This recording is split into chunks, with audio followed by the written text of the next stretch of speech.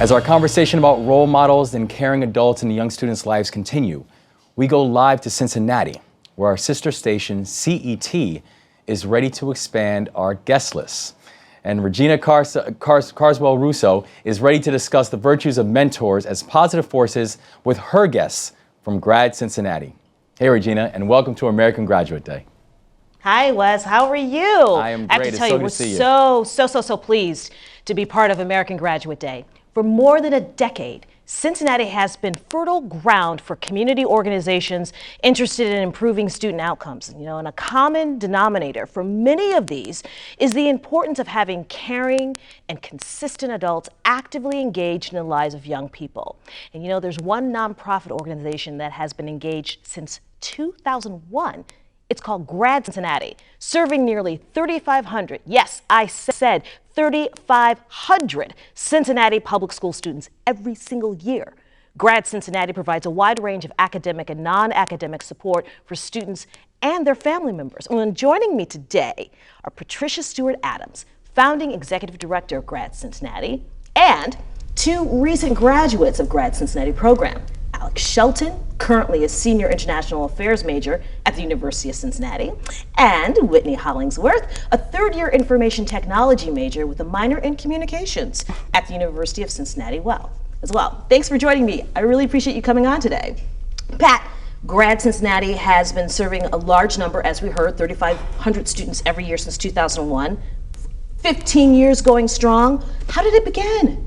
It began when Cincinnati Public Schools saw the need that they wanted to get some additional support into their schools to help with the students academically as well as socially and getting those kids ready to go on to college. There must have been an aha moment when you said this could work.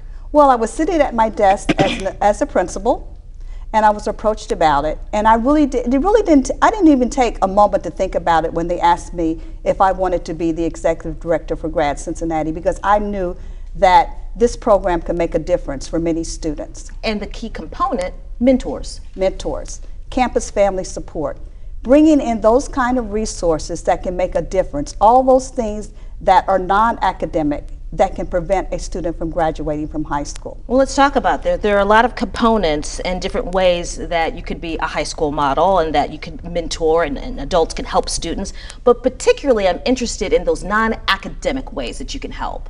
For example, many of our students are coming from low-income families. They come with many issues that can prevent them from graduating from high school. GRAD Cincinnati seeks out those kind of resources that can make the difference for that student, be it a student might be homeless. Mm-hmm. What do? We go out and look for the services that we can bring in to support those students. A student may be having some kind of social problems. We work with mental health agencies to help those students get through those barriers. A student may be living in a home where the parents are not really there for them. We become the parents. We become the father, the mother, the aunts, the uncles. My staff, when they come aboard and become a part of GRAD Cincinnati, they have to know that they have to do whatever it takes to make sure that our students are going to be successful. Very quickly, Alex, did you think that it was possible for you to graduate from high school, more or less college? Well, it was a little rocky, I'm gonna be honest. Without the consistency, I've gone to 4 different high schools, and so then I really came into my own when I went to Western Hills University, and I found mentorship in GRAD Cincinnati. And Whitney, you faced what a lot of high school kids are facing in urban areas right now. You faced homelessness while you were in high school. How did GRAD Cincinnati help you? GRAD Cincinnati helped me a lot because they're ones that I could go to. They were really my home away from home anyway, because I could talk to them about anything. They were really adamant about helping me get scholarships so I could go to college, and thanks to God and thanks to them, I did go to college, and I retained about 17 scholarships going to UC. Alex, you now have a son who's 3 years old. GRAD Cincinnati impacted you, but what did you learn through that experience that you are now passing on to your son? Well, they introduced me to yoga.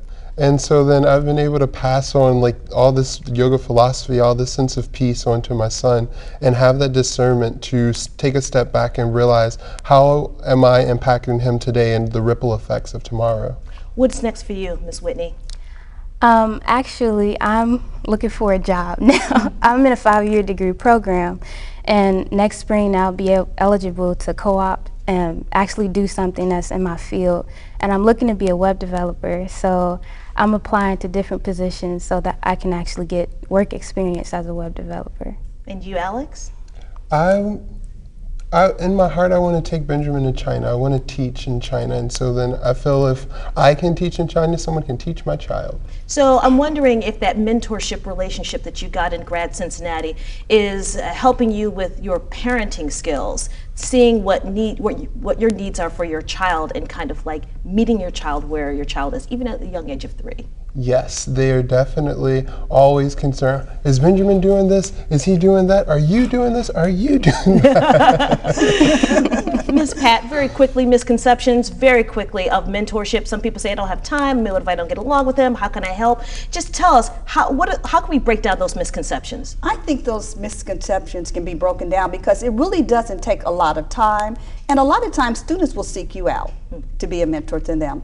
It could just be a passing in a hallway with teachers. It could be working with volunteers that are coming in, doing tutoring. All those are forms of mentorship that you can work with students to do. Our students are...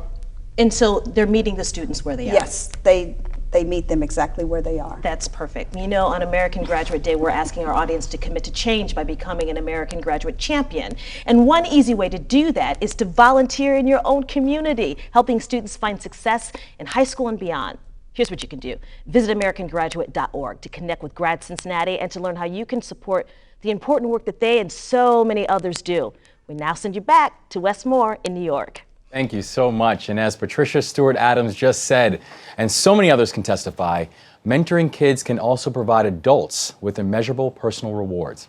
It's something that I know and personally believe that if you're not going to do it to be selfless, do it to be selfish. It just helps us all to live better lives.